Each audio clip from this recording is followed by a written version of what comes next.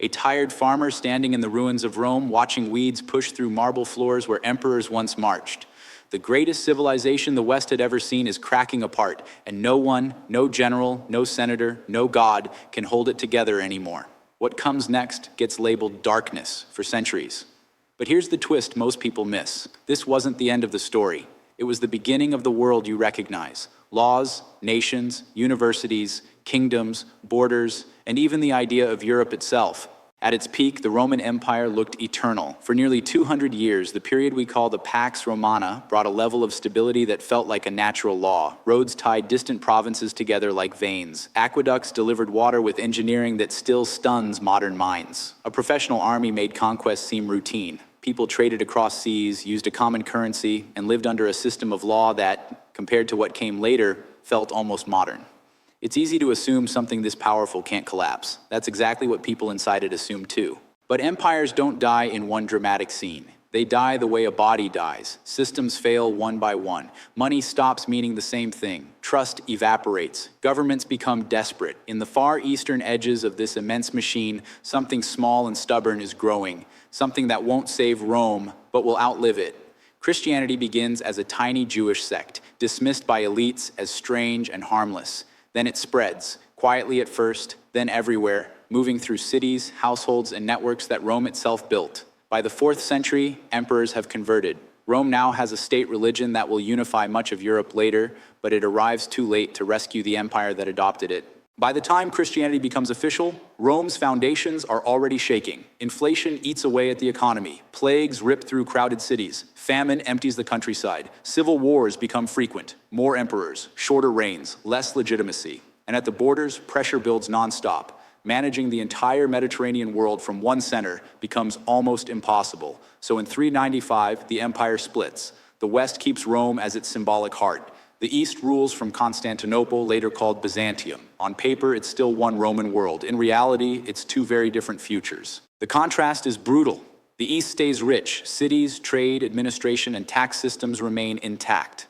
The West grows poorer and more rural. It loses manpower, money, and the ability to respond quickly. And beyond Rome's frontiers, beyond forests so dense Roman scouts feared to enter, entire peoples are on the move. The barbarians aren't mindless savages like propaganda claims. Many are Germanic groups with complex societies, law customs, and political leaders who command loyal warrior bands. They're not a single wave. They're different peoples arriving at different times, pushed and pulled by pressure, opportunity, and sometimes fear.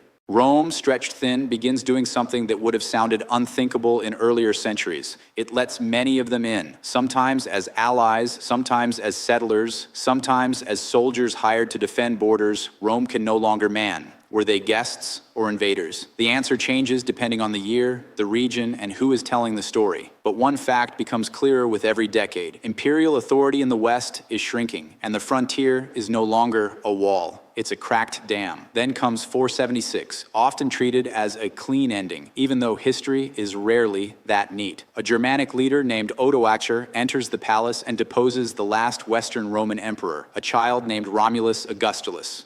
The boy has almost no real power, but his removal becomes the symbol everyone remembers. The West is finished. The empire that once felt unstoppable is now a memory, a name, a ghost. Later, historians call what follows the Dark Ages, but that label says more about their bias than about reality. Yes, the West becomes poorer and less centralized. Yes, cities shrink, literacy falls, long-distance trade collapses, but a world is being built, slowly, unevenly, out of three major ingredients mixing together: Roman administrative habits, Christian faith and institutions, and the martial culture of the new kings and warrior elites. This fusion becomes medieval Europe. By around 500, the map of Western Europe looks like a patchwork of new kingdoms ruled by barbarian kings who have gone native. Their elites adopt pieces of Roman culture, titles, clothing styles, legal customs, while also keeping their own warrior traditions. Many gradually convert to Christianity, which gives them legitimacy and a shared ideological language. The Ostrogoths control Italy. The Visigoths rule Spain. The Franks dominate Gaul. Yet compared to old Rome, the difference is painful. The great cities that once held hundreds of thousands become quiet shells. Some literally crumble into ruin. Roads decay into mud tracks. Coins vanish from daily life. And without money, you can't pay professional armies or maintain a bureaucracy. The West becomes localized, politically and linguistically fragmented into smaller units that barely communicate. For a while, the West looks like a shadow next to its neighbors. And those neighbors aren't standing still. In the 6th century, the Byzantine Emperor Justinian III stares at maps of lost Western provinces and refuses to accept the new reality.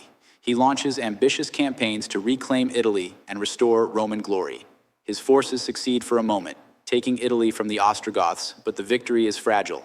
Almost immediately, new invaders, the Lombards, sweep in. The lesson becomes unavoidable. The split between East and West is permanent. The Roman world has fractured for good. But soon a new fracture appears that few predicted, this time between North and South. In the 7th century, Arab armies surge out of the Arabian Peninsula with shocking speed. In a few decades, they conquer the Middle East and North Africa, toppling old powers and rewriting the map. A vast Islamic caliphate now controls territories that were Roman and Persian not long before. Where one civilization once dominated the Mediterranean, now 3 compete: the Islamic world, Byzantium, and the fragile kingdoms of the medieval West. For a terrifying moment in the 8th century, it looks like the Western kingdoms might be overwhelmed completely. Muslim forces crush the Visigothic kingdom in Spain and push north into Frankish territory. Raids reach deep into Christian lands. Then in 732, at the Battle of Tours, they meet Frankish forces led by Charles Martel. The clash becomes legendary. Charles wins, halting further Islamic expansion into Western Europe. Whether that battle saved Europe is debated, but what's not debated is the prestige it gives him and the dynasty it helps create. Charles's son, Pepin the Short, seizes the Frankish throne in a bold move and forges a closer alliance with the papacy. He fights in Italy, pressures the Lombards, and helps secure an autonomous territory for the Pope, an early foundation for the Papal States. Then comes Pepin's son, Charlemagne, the most famous ruler of the early medieval West. When he takes the throne in 768, he spends decades at war, expanding his realm until it covers much of Western Christendom. And on Christmas Day in the year 800, Pope Leo III places a crown on his head and proclaims him Emperor of the Romans. More than 3 centuries after Rome's fall, the West has an emperor again.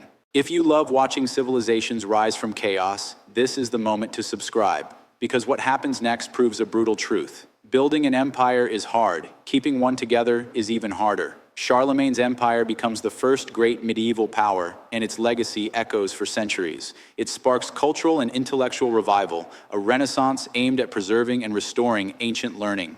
It spreads political structures, titles, ranks, and the dream of a unified Christian West. But foundations can crack, and this one cracks fast. After Charlemagne dies, unity unravels. His grandsons fight like royal siblings often do. And in 843, the Treaty of Verdun divides the empire into pieces. The Middle Kingdom weakens quickly, leaving West Francia destined to become France and East Francia moving toward Germany. Fragmentation accelerates, and external pressure turns that political splitting into a nightmare. In the 9th and 10th centuries, a new wave of invaders crashes into Europe from every direction. From the north come the Vikings, their longships appearing on coasts and rivers like ghosts.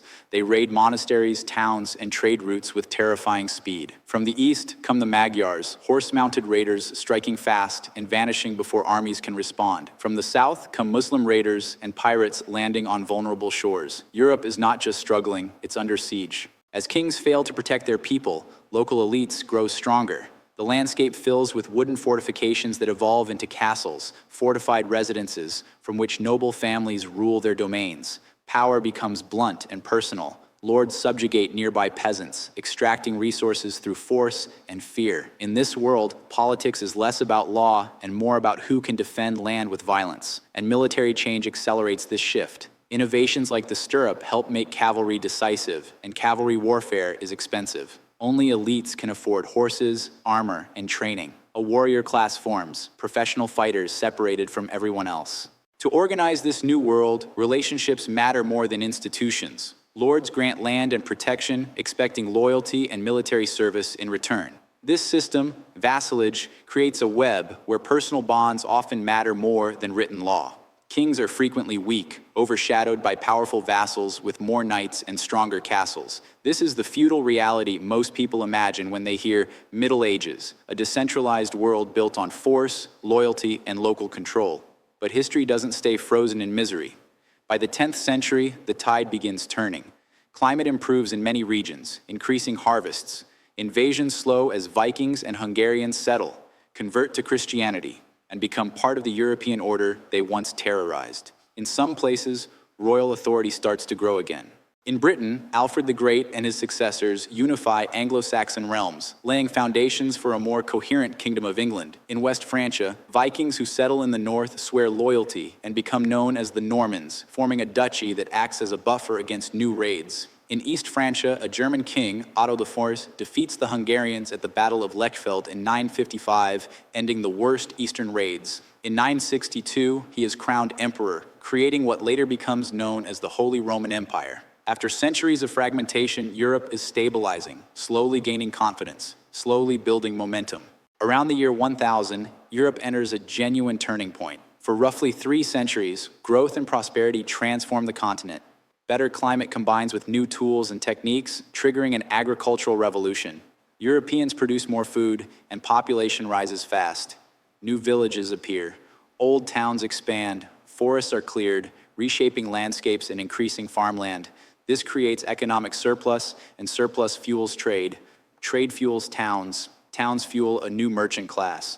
As commerce revives, cities become hubs again. Busy, loud, competitive, increasingly independent from feudal lords. In places like Italy, Mediterranean trade surges. As life improves, art and architecture flourish. Literacy rises. Schools expand. The first universities emerge under church spaces, creating a new intellectual world. Think about how huge this is. After centuries where the West seemed like it had forgotten how to organize complexity, Europe is learning again, building institutions that will shape the modern world. But Europeans aren't only transforming their internal frontiers, they push outward too. During the Central Middle Ages, aristocrats from the old Carolingian heartlands expand aggressively, conquering and colonizing surrounding regions. Historians call this the Europeanization of Europe, an expansion that makes Western Christendom more widespread and more culturally homogeneous. In 1066, William the Conqueror invades England. At the Battle of Hastings, he defeats the Anglo-Saxons and reshapes English society into a Norman stronghold with new elites, new castles, and new political structures. In Iberia, Christian kingdoms in the north push south against Muslim states in a long process they see as a reconquest. In southern Italy and Sicily, Norman warriors carve out territories from Byzantines and Muslims, aligning with the Pope and building another powerful kingdom. In Eastern Europe, German settlers move eastward into Slavic lands, reshaping demographics and politics over generations. Then Europeans look even farther.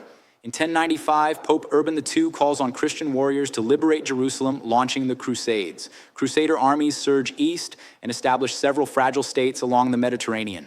Over 2 centuries, those states are eventually reconquered by Muslim powers, but the Crusades reveal something critical. The Catholic Church has found a powerful political voice. In the early Middle Ages, the Pope often holds limited influence outside parts of Italy. The Church is a loose network of priests and monasteries, frequently controlled by local nobles. But in the 10th and 11th centuries, reforms sweep through, aiming to free the Church from worldly control and rebuild it as a centralized institution. The result is one of the most important political transformations of medieval Europe, a papacy that increasingly acts like a monarchy with law systems, administration, and immense resources. This leads to a dramatic clash between church and empire.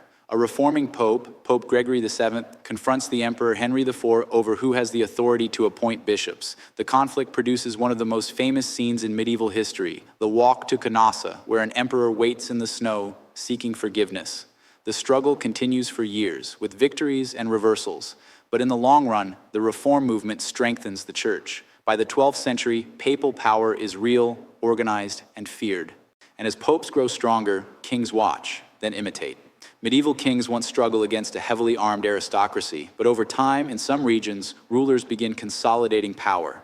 Castles shift from wood to stone, defenses grow stronger, and aristocratic culture becomes more refined, shaped by Christian knight ideals and codes of chivalry. Yet the political outcomes differ region to region. In England, strong administration helps create a more consolidated state. In Iberia, reconquest strengthens monarchies. In France, kings gradually expand their domains and build a functioning government. But in the Holy Roman Empire, the opposite happens. The empire fractures further into autonomous principalities, and imperial authority becomes increasingly limited.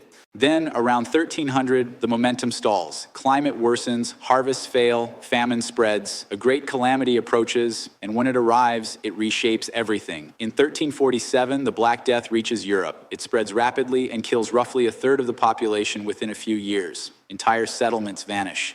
The shock is so deep that it scars collective memory for centuries, and outbreaks continue returning again and again. Yet even catastrophe can produce unexpected change. With fewer people, land becomes more available, and labor becomes more valuable. Workers and peasants gain bargaining power.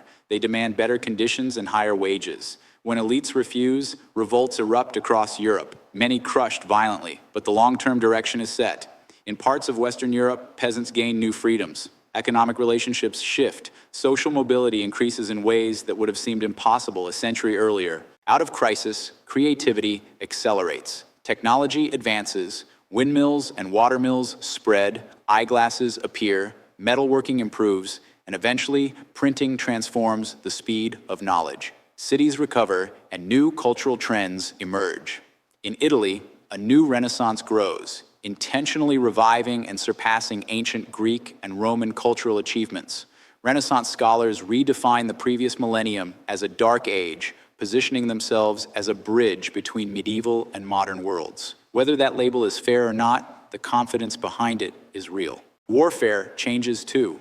In the late 14th and 15th centuries, gunpowder begins transforming battlefields. The bravest knight can be killed by an infantryman at distance. Even strong castles can be breached with cannons. War becomes expensive, so expensive that only kings can sustain large infantry and artillery forces. This matters because whoever controls the largest, most organized force begins to monopolize power. Kings consolidate authority and weaken independent nobles. Aristocrats who once ruled through personal military dominance increasingly serve rulers as administrators, courtiers, and officials. The sovereign state is emerging, slowly, unevenly, but unmistakably. Conflicts like the Hundred Years' War push this transformation further. France suffers devastation, yet the pressure helps shape national identity. A peasant girl, Joan of Arc, rallies French forces and becomes a symbol that changes morale and momentum. Eventually, England is pushed out of most French territory. In Iberia, the marriage of Ferdinand II of Aragon and Isabella I of Castile unifies major Spanish kingdoms, and their armies capture Granada, ending Muslim rule there. These developments lay foundations for modern nation-states like England, France, and Spain, while regions like Germany and Italy remain divided for centuries longer. By the end of the Middle Ages, Europe has not only survived collapse, invasion, famine, and plague, it has rebuilt itself with stronger institutions, stronger monarchies, more dynamic cities, and a culture increasingly confident in its own future. And then its focus shifts outward. By 1500, Portugal has explored routes around Africa into the Indian Ocean, opening pathways to the Far East. Spain turns west, crosses the Atlantic, and reaches the Americas. Christopher Columbus's 1492 voyage is often treated as a symbolic boundary between eras, one world ending, another beginning. So if you ever wonder how Rome fell and what replaced it, remember this: it wasn't just a fall, it was a long transformation. Rome's collapse didn't erase civilization, it remixed it. From Roman infrastructure, Christian institutions, and barbarian kingdoms came medieval Europe. From medieval Europe came universities, states, centralized monarchies, capitalism's early roots, and the expansion that would reshape the planet. The so-called darkness wasn't empty. It was a forge.